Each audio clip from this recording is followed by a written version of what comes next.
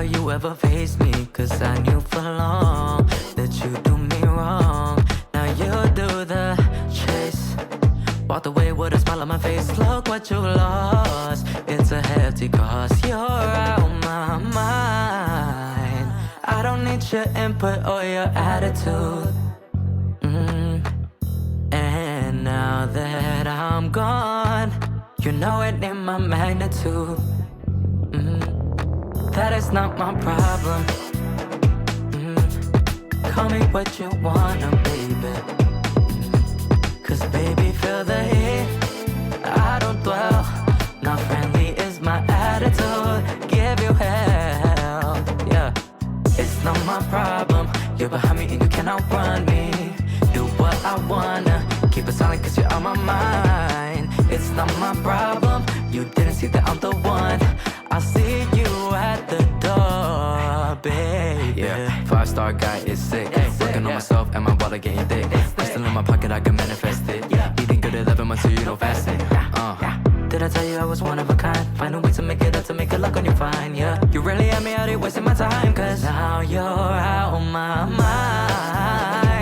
I don't need your input or your attitude. Your attitude.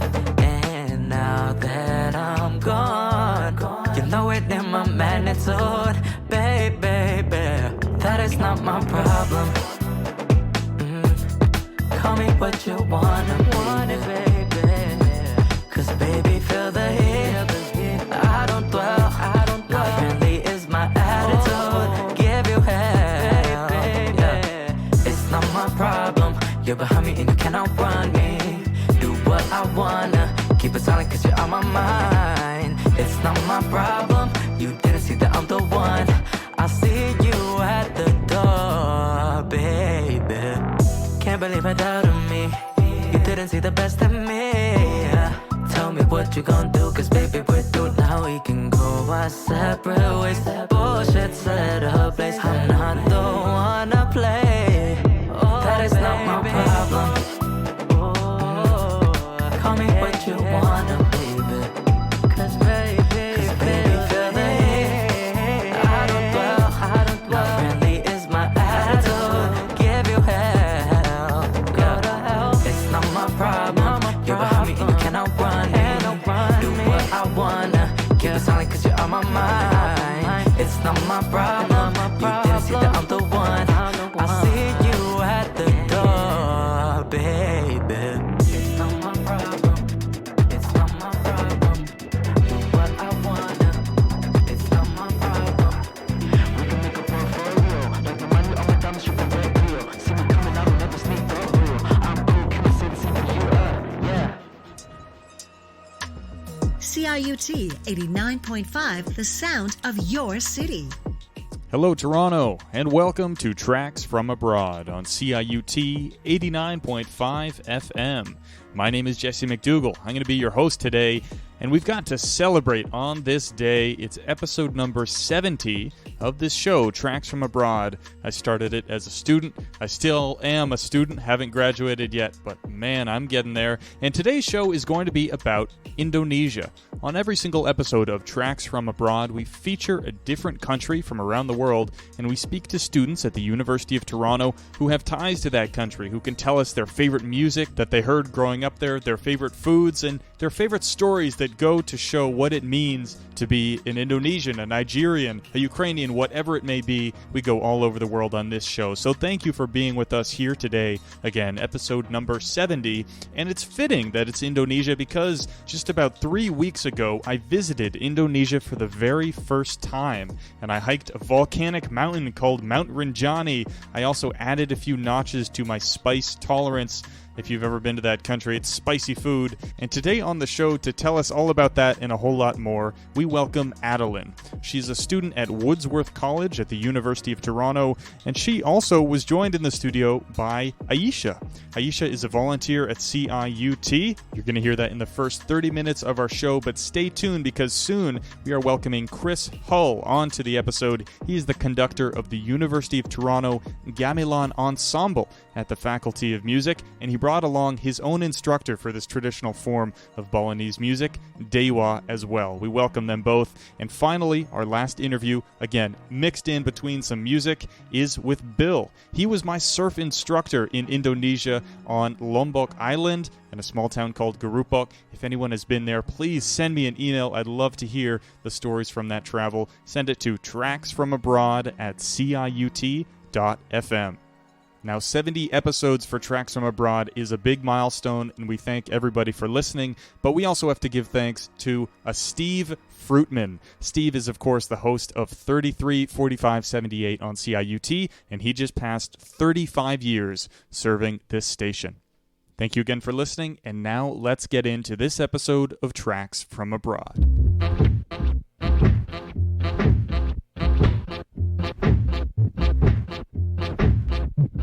So Adeline, first of all, to start out, how did you come to Canada from Southeast Asia? So just a quick background about me. I was born and raised in Singapore, but my parents are Indonesian.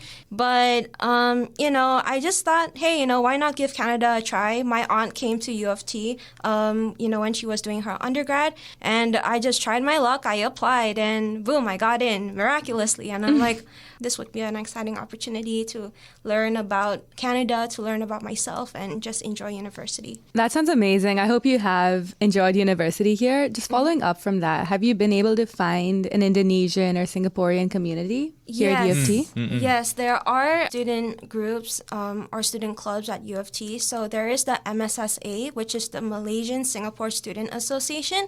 Then for the Indonesian student club, one of the student clubs is called UTISA. So that's like University of Toronto Indonesian Students Association. That's the one based in St. George. I also have a lot of Filipino friends too.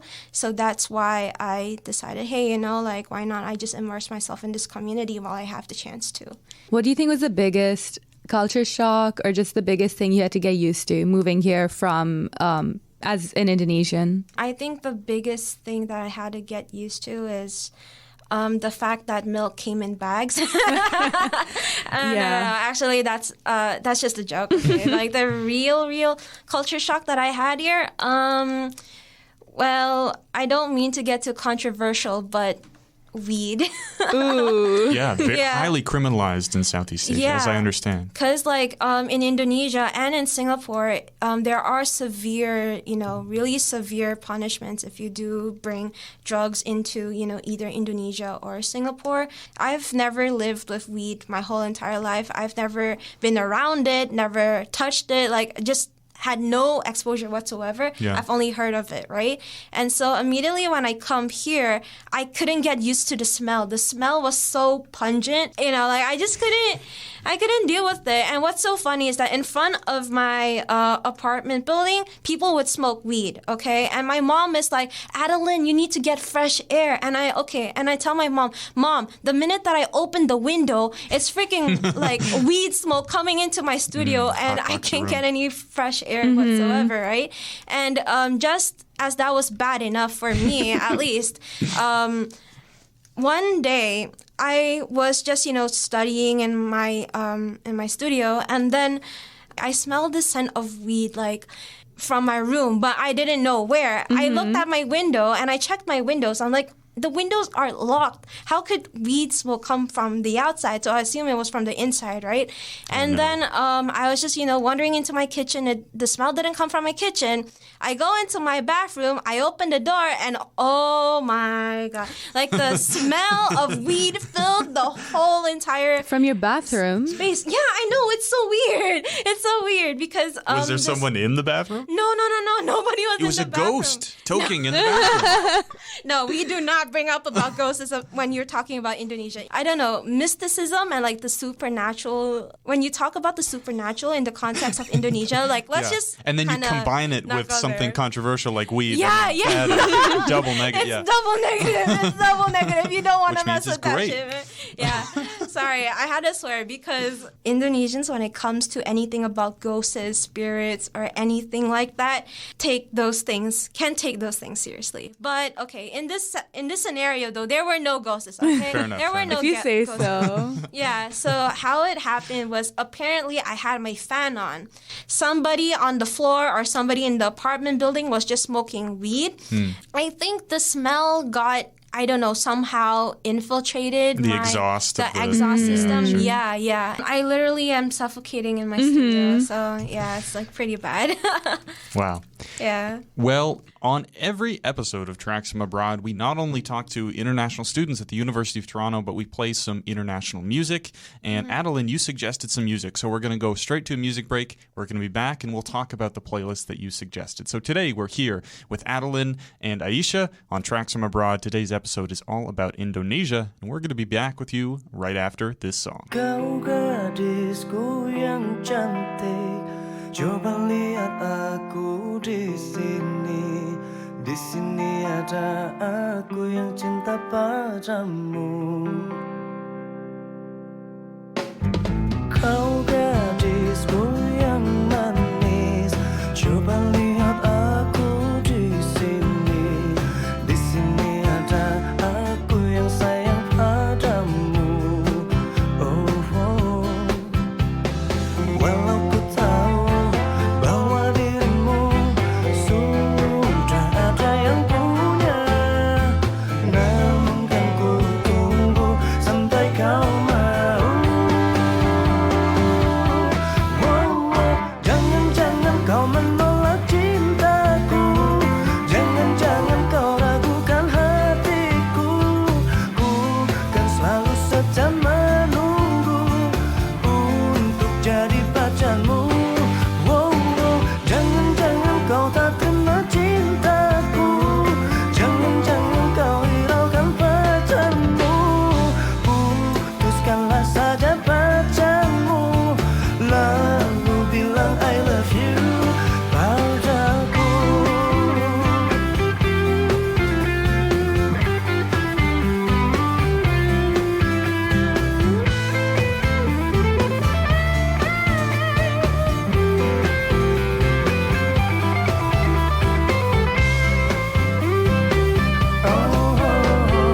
Walau ku tahu bahwa dirimu sudah ada yang punya, namun kan ku tunggu sampai kau mau.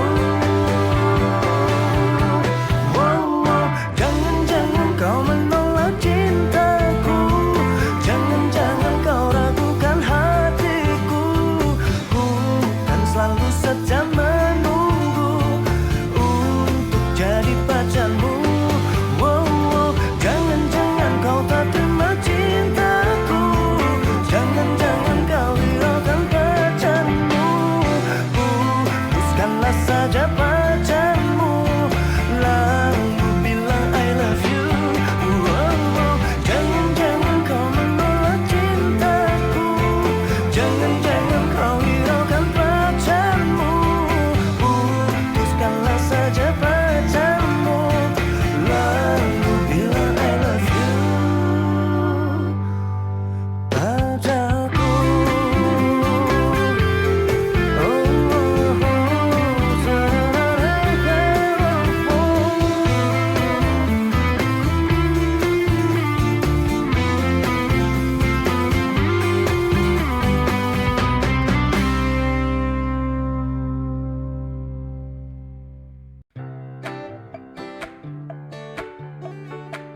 ผมชื่ออาราฟ ผมมาจากประเทศไทย และคนกำลังฟัง Tracks from Abroad ทาง CIUT 89.5 FM CIUT, the sound of your city. Terus melangkah melupakanmu, lelah hati perhatikan sikapmu.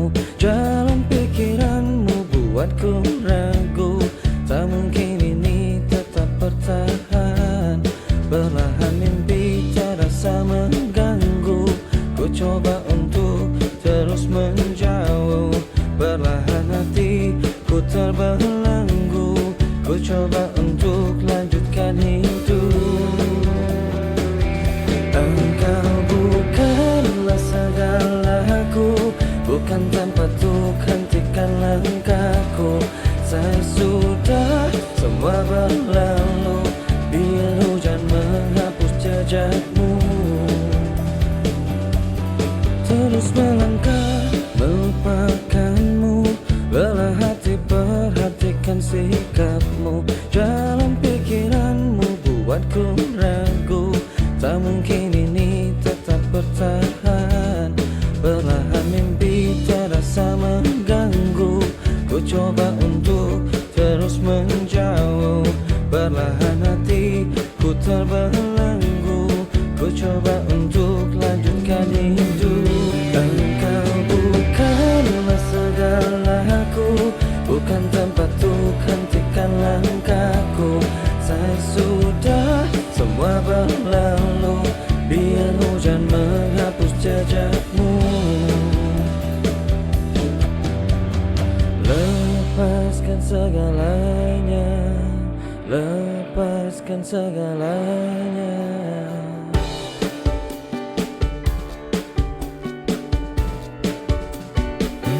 Engkau bukanlah segalaku, bukan tempat untuk hentikan langkahku. Saya sudah semua berlalu, biar hujan menghapus jejakmu. Engkau bukanlah segalaku, bukan tempat untuk hentikan langkahku. Saya sudah semua berlalu, biar hujan menghapus jejakmu. Na na na na na na na na na na na na na.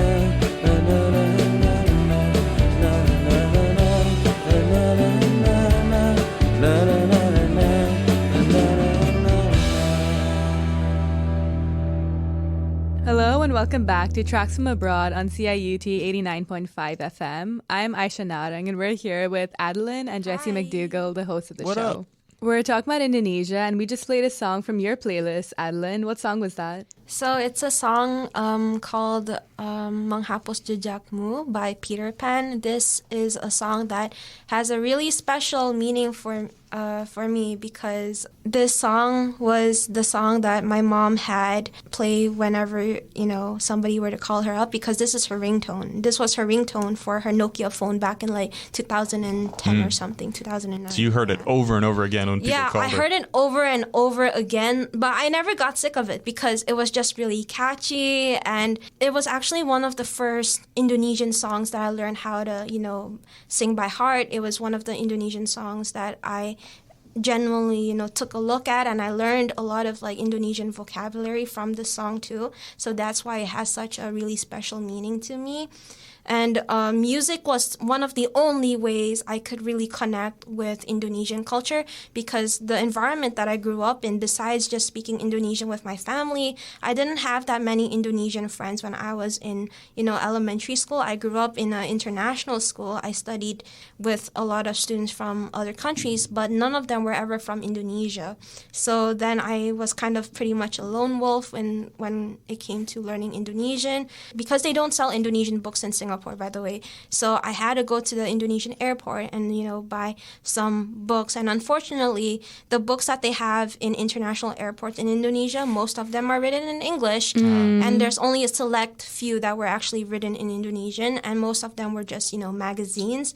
So yeah, I studied the hell out of that magazine because it was the only source of, education that I really had when it came to learning Indonesian. And oh my goodness, like conversational Indonesian and formal Indonesian is really different. And why I say this is because if you speak conversational Indonesian, you can ignore the grammatical, structure of, Indonesian. There is practically no grammatical structure when it comes to conversational Indonesian. Just say the verb, just say the noun. It's pretty easy in that sense. But then when it comes to formal Indonesian, even Indonesians in Indonesia struggle with learning formal Indonesian because it's so different from conversational Indonesian. It took me a while to really understand what the articles were talking about. It took me a while to understand, how Indonesian as a language functioned.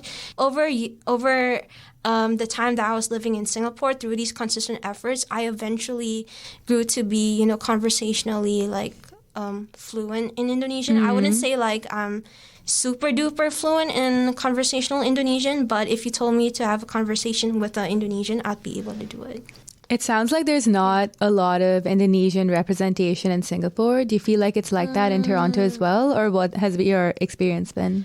There is Indonesian representation. Like okay, the thing is that a lot of a lot of people, when they think about Indonesia, they just think about either Jakarta or Bali, right? But Indonesia is massive. It's just incredibly massive. And so to just only think about Jakarta and Bali as, the first things you think about Indonesia is just kind of, I guess, reductionist. So I really wanted to bring attention to this, to the listeners of this, show, because if you go to Indonesia, when you see Bali, you think like it's just beautiful, right? But then there's also like kind of a dark side to it as well. And there's been like this issue of like, how are we going to cope with all of the waste that is, created from all of this tourism, right? And unfortunately, a lot of lakes, a lot of rivers in Indonesia, a lot of, mangroves as well have been polluted because of trash. And I think it's not just stemming from the tourists themselves, but it's also because like in Indonesia, there isn't much of an awareness to, dispose trash properly. And there's also not really, established waste systems in Indonesia. Very nice. All right. Well, Adeline, we are going to go to a music break now on Tracks from Abroad, and I am going to let you select another song, and I'd love you to tell us where it came from. Why did you pick it? This song that I chose is by Weird Genius. It's titled DPS. It's the short form of Denpasar, which is also an alternative name for Bali. This song fuses EDM and gamelan music together. So gamelan is essentially the Indonesian version of an orchestra. Most of the instruments that comprise this orchestra are mainly percussion instruments like xylophones, metallophones, and gongs. They're in a typical orchestra. Yeah.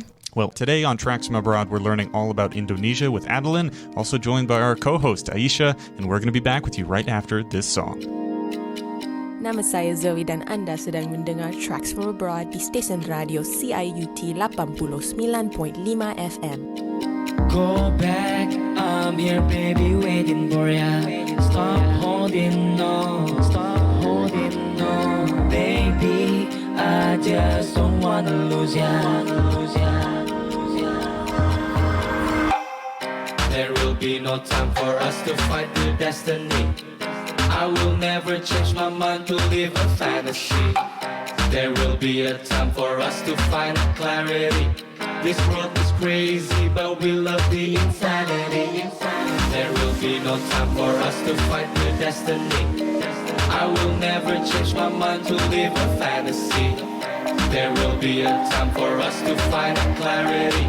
This world is crazy, but we love the insanity.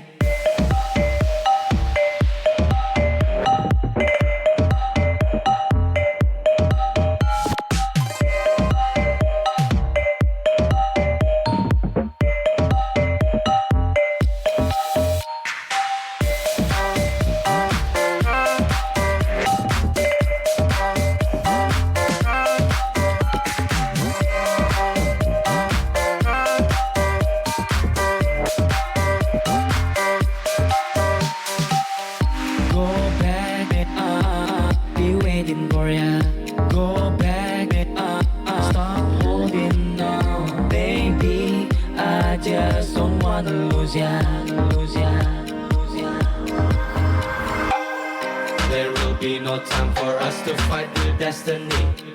I will never change my mind to live a fantasy. There will be a time for us to find clarity.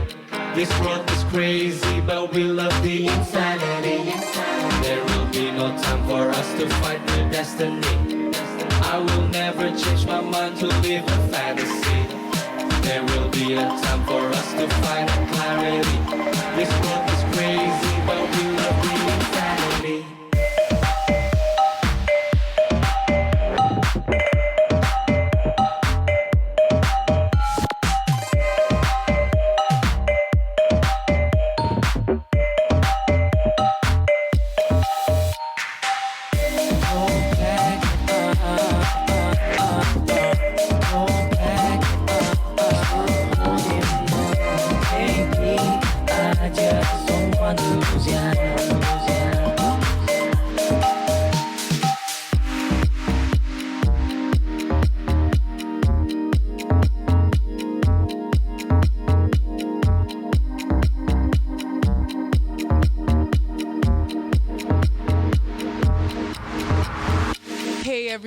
it's Vanessa from the African Student Association at UTSC, also from Zambia and Ghana, and you're listening to Tracks from Abroad on CIUT 89.5 FM. Kapan terakhir kali kamu dapat tertidur tenang? Enggak. Tak perlu memikirkan tentang apa yang akan datang di esok hari. Tubuh yang berpatah hati bergantung pada gaji, berlomba jadi asri, mengais validasi. Dan aku pun tak hadir, seakan paling mahir menenangkan dirimu yang merasa terpinggirkan dunia. Tak pernah adil, kita semua gagal. Angkat minumanmu, bersedih bersama-sama. Sia-sia pada akhirnya putus asa, terekam pedih semua. Masalahnya lebih dari yang secukupnya.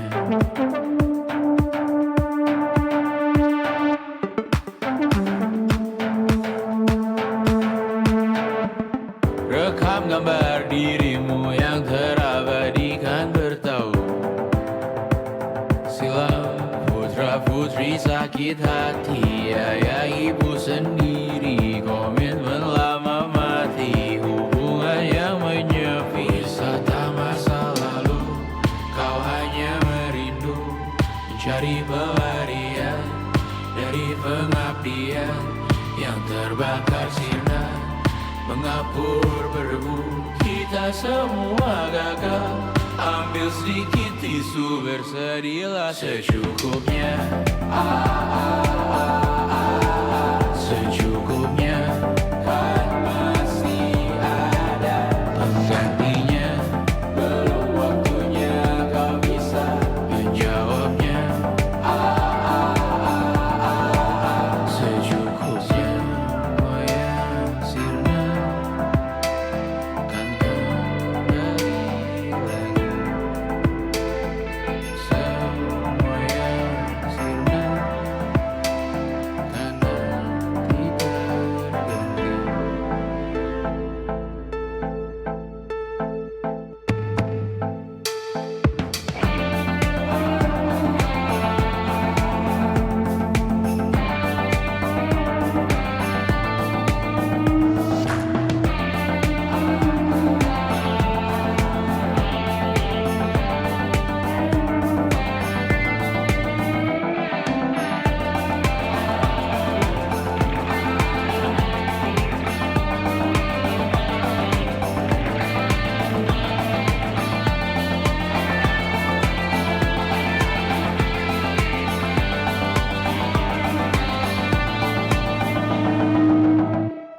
Welcome back to Tracks from Abroad on CIUT 89.5 FM. My name is Ayesha Narang, and I'm joined here with Adeline and the host, Jessie McDougall.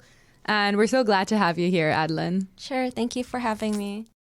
All right, I'm going to jump in with a question. And Okay, Adeline, sure. you may not know that in less than a month's time, I'm going to Malaysia for the first time for the whole Okay. month of May. And not Okay. only that, but we're making sure to go at the end of the trip to Indonesia, to Lombok, Okay. to hike a mountain. Okay. And because I've been working on Tracks from Abroad, I am expecting to make some shows as I travel through Southeast Asia. So I want to ask you, what should I make sure to record and to send back to the people in Canada? I think you should show the food in Indonesia. The food in Indonesia is incredibly diverse. And when I say incredibly diverse, you could have one dish. You could have one dish and it would be different in every single region of Indonesia. And each region and each province has their own, specialty too. And so I think when people think about Indonesian food, they just think about, satay. Right? But then, Which is like a skewered meat. yeah, skewered meat. Yeah. Indonesian food is just more than satay. It's way more than that. So you can only get it there. There's a famous dish in Indonesia called soto. But soto is just like this kind of soup. And in different areas of Indonesia, they can come with noodles. They can come with like shredded chicken. Yeah, they have their own twist on these, typical conventional dishes. Yeah. How do you think being Indonesian, but being raised and born in Singapore, how do you think that's shaped who you are as a person, especially here in Toronto? As an Indonesian who was born and raised in Singapore, obviously, I tried my best to connect with my culture. However, there is obviously some disconnect that I have because I've never been surrounded in an environment where everybody spoke Indonesian. I feel like I kind of missed out. I kind of missed out on the cultural and non-spoken rules when it comes to socialization. And I also think that as a child, I had an identity crisis. So if somebody were to ask me, hey, where are you from, Adeline? And I'll be like, well, I think I'm half Singaporean. I'm a quarter Indonesian and a quarter Chinese. And then, how it's shaped me in Toronto. So being Indonesian doesn't necessarily mean that you're gonna be friends with all of your Indonesians. It just essentially means that as long as you have some kind of purpose, that your purpose or your identity is related to just being Indonesian, that's already enough. Just as long as you have some kind of connection and passion for the culture, that's kind of enough to be Indonesian.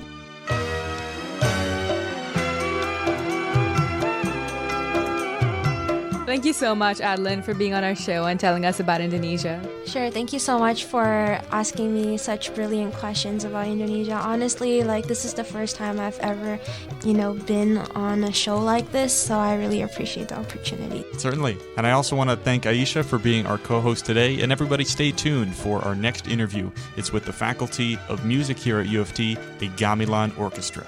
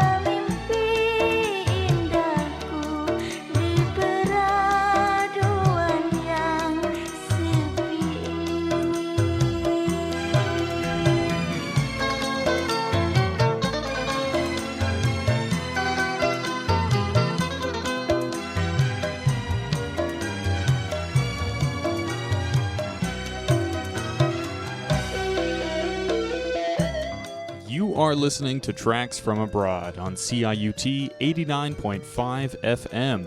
My name is Jesse McDougall, and I want to give a big thank you to Adeline for coming on our show, telling us about Indonesia. I hope you enjoyed those funny stories, as well as the bathroom ghost story that gave me a laugh. And also to Ayesha, our volunteer on today's show, our co-host. Thank you very much to her as well.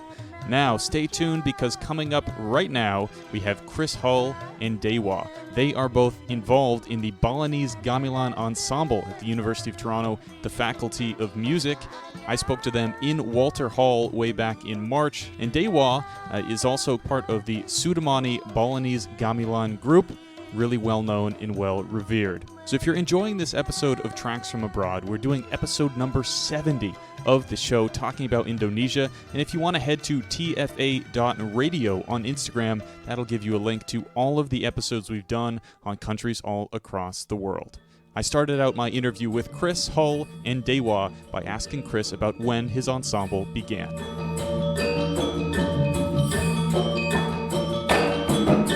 This ensemble, the Balinese Gamelan Ensemble, has been at the university since 1993, but it hasn't been active for the last, I think, 5 or 6 years since the original director retired, Dr. Annette Sanger. And so, because I'm here and I'm interested in gamelan and my graduate work has to do with it, I thought, wouldn't it be great if we could get this ensemble running again? And so it's an interesting mix of students, but also community members, some faculty members, and we've had a lot of fun discovering a sort of Balinese sense of making music, learning about music, and thinking about music. So looking on the Faculty of Music website, I have seen, the descriptions of Indonesian gamelan, Javanese, and now I hear Balinese. So, to Dewa, can you tell us about this place in Indonesia? So Bali is a small island within Indonesia. It has very rich musical arts, actually. We have about more than 25 different kinds of ensemble in Bali alone. One that you're going to hear tonight is called Gamelan Semar Pugulingan. It reflects the way that the Balinese community operates as well. So in the gamelan that you can see people play like an organization. Each particular instrument has its function similar to a community.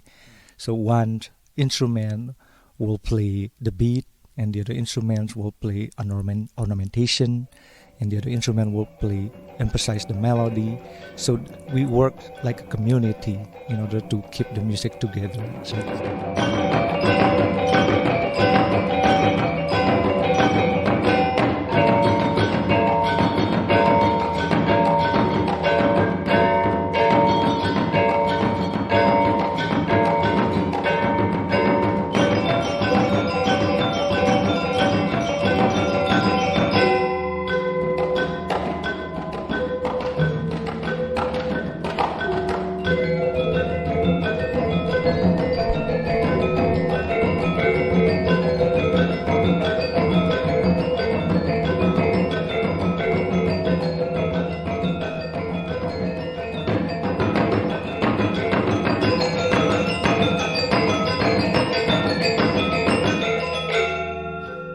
So in 2013, I was in the middle of my undergraduate degree in percussion at Wilfrid Laurier University, also in Waterloo. And down the road, the University of Waterloo hired a new full-time professor, Dr. Maisie Sum. Part of what happened when she was hired was she brought a gamelan to the music department there and started teaching it. And it so happens Dr. Maisie Sum is the wife of Dewa here, I Dewa Madesuparta. And it wasn't long after she was hired that he also joined the faculty as a guest artist in residence.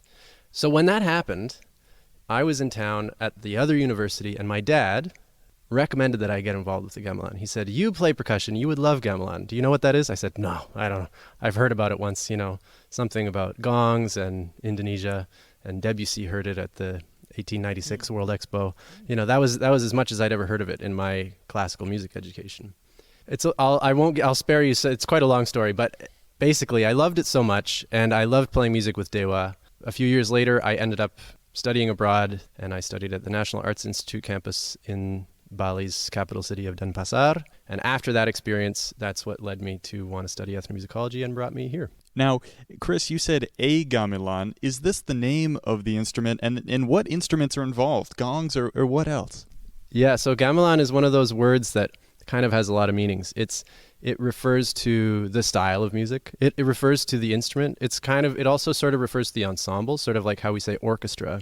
The ensemble we have here at the University of Toronto, Dewa mentioned, is called Semar Pugulingan, and it's got a collection of gongs, cymbals, drums, and bamboo flutes, and metallophones, which are sort of like you can think of like a bronze xylophone. So we've got bronze bars arranged like a keyboard, and they play melodies. And together they play this meticulously constructed music that embellishes melodic patterns rhythmically with interlocking figures and things like that. Holy cow, meticulous interlocking figures.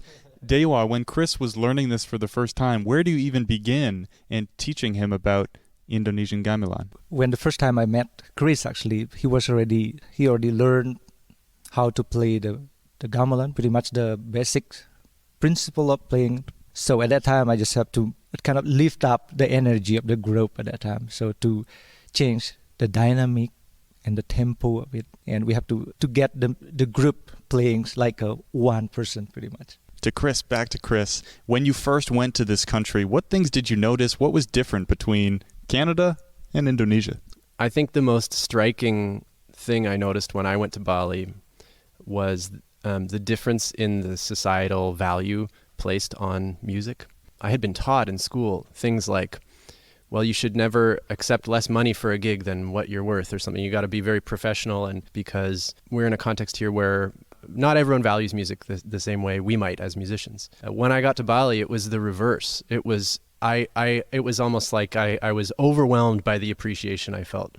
And that was a really exciting and affirming experience. I really liked that. The music that we learn reflects that societal appreciation for music, and it's a really beautiful thing. Well, man, how cool is it that we have the instructor and the student has become an instructor for other students. It's really nice to see. As we are excitedly awaiting the gamelan, any last words? What can we expect from this performance? The gamelan sounds can be very loud. Okay. Well, hopefully what you can expect is some good energy, lots of smiles, and an enjoyment of playing music together. Oh, yeah, well, let's appreciate right now the Faculty of Music, these world ensembles. Not only tonight are we going to hear gamelan, we're also going to hear steel pan drumming and taiko, Japanese taiko drumming. How cool is that? Great. Yep, can't wait. Well, thank you very much, Dewa, for talking to us on Tracks From Abroad, and to Chris as well. I appreciate you guys very much. Thank you. Thank you very much. Most of those who believe they should stop find it very difficult to do so. They find it's become a deeply ingrained habit, a habit they can't change just because they want to. I know about these things because I've been through it.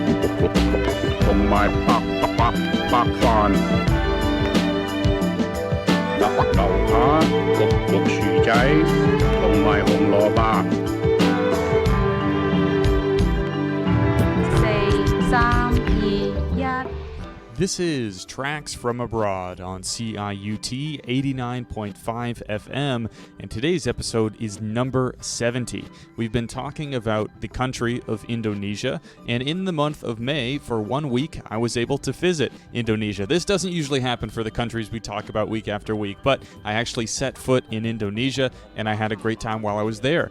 And one of the highlights of my week was going to learn how to surf, and that was with a camp called Monsoon Surf in the town of Garupok on the island of Lombok. I really recommend that. And the man who is running it is named Bill Foo. We are welcoming Bill onto the radio show today to talk about his beginnings in surfing, the changes he has observed in Indonesia, and the enduring love that many people all around the world have for surfing. Presently, I'm in Bilbao, Spain, this is a region known for surfing, and today I went to the beach just to watch because soon enough I would like to get out in those waves too. So here is Bill Foo from Monsoon Surf talking about Indonesia.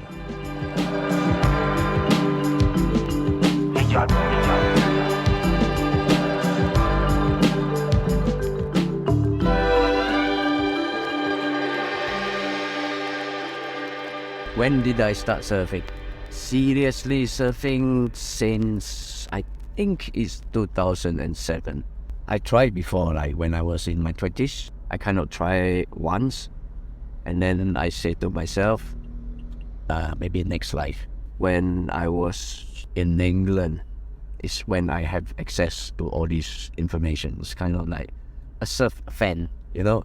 So it's kind of like all my holidays, I don't go home. I fly to Singapore and Silk Air, fly to here. And then there were no airports here.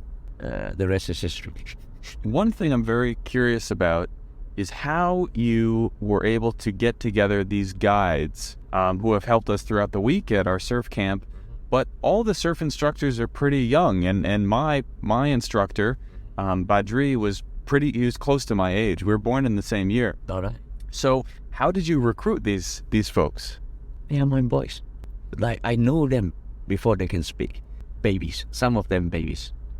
So it's kind of like, basically when I first came here, the village is very small. There were no roads, like really, really nothing. Most of the villages are still very kind of primitive. Mm-hmm. This is one good example. In the morning, when there is no wave or anything, we hang around at the beach at like 5, 6, 7, something like that. And then the fishermen kind of come back. So everyone in the village just go out and help, picking out the sardines kind of fish. And then after that, he will give everyone a little portion, something like that. Some of them go to exchange for vegetables, exchange for rice. They don't even have electricity. And I remember there 2008 World Cup, I cannot remember then. World Cup soccer. Yeah, football. The whole village only have one television. Wow. The match was like nearly midnight something, like after midnight something. Everyone sit on the floor. The whole village come out and sit on the floor. Yeah, and watch the football. And we were like guests.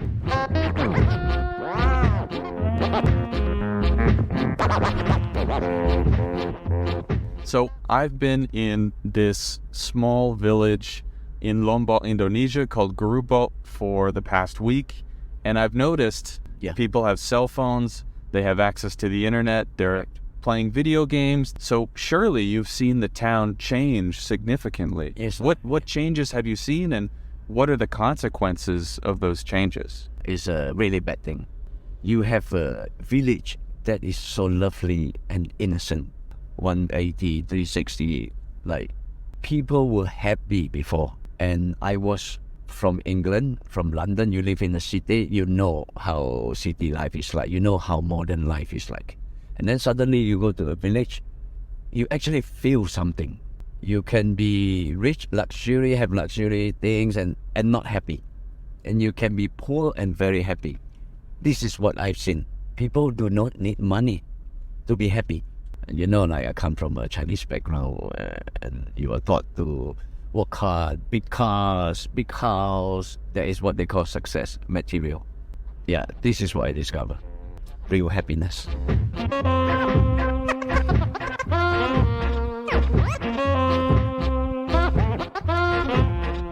One thing that certainly has not changed is Islam.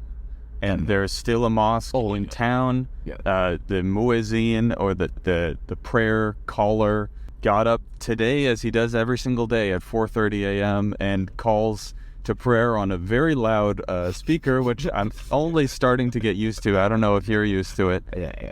Do you think Islam is important to our young guides who are in their 20s? They're part of a new generation. It's very important. It's very important. It's very important because in Indonesia, like if children, they want to go to school, they have to spend money. I can tell you many families, like seriously cannot afford.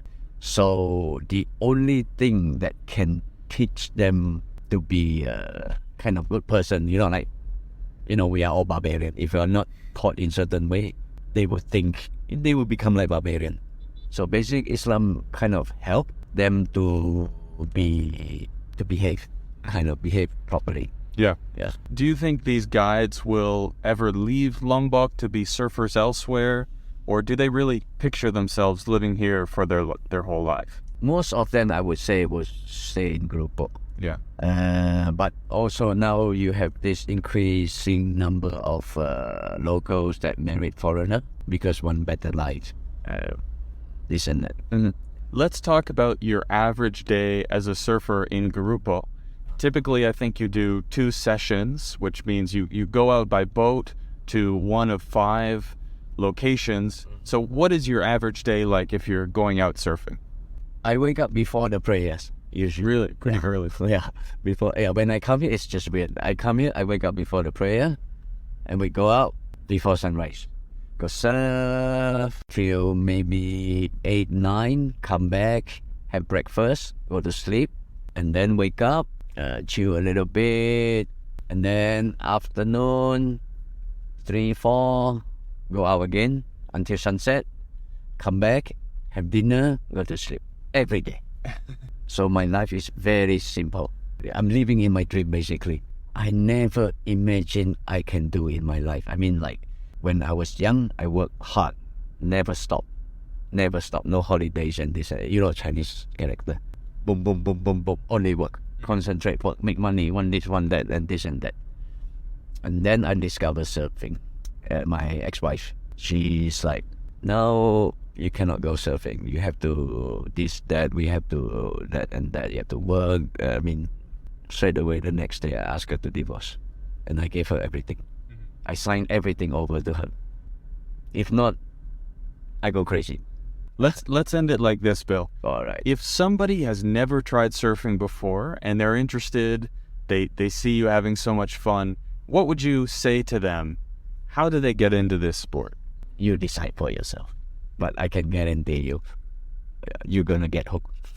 All right. Thank you very much for driving with us and telling us about the village of Rupiah in Indonesia and for coming on to Tracks from Abroad.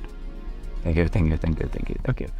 You did a great job, Bill. Nice one. Anything to help, man.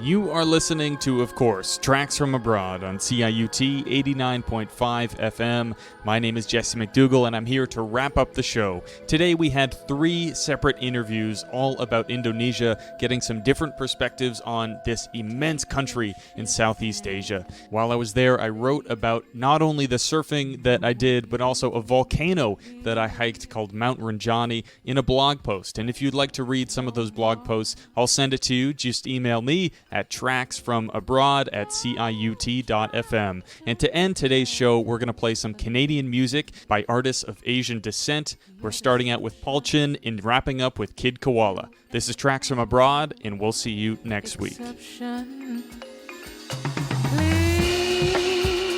we ain't begging for your sense of nonsense. For the prosperity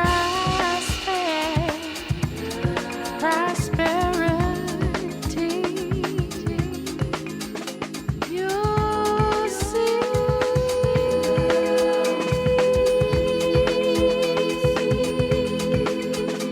We're free.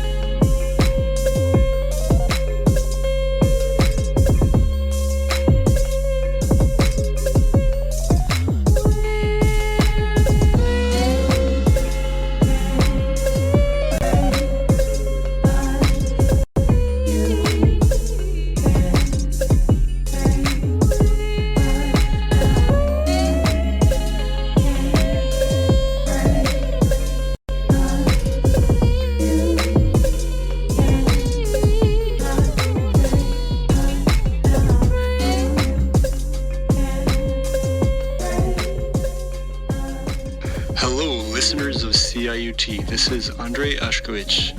I've been a guest on Tracks From Abroad several times, and I'd just like to say that Tracks From Abroad represents one of the most important aspects of a campus radio station, that is, giving a voice to students and their music.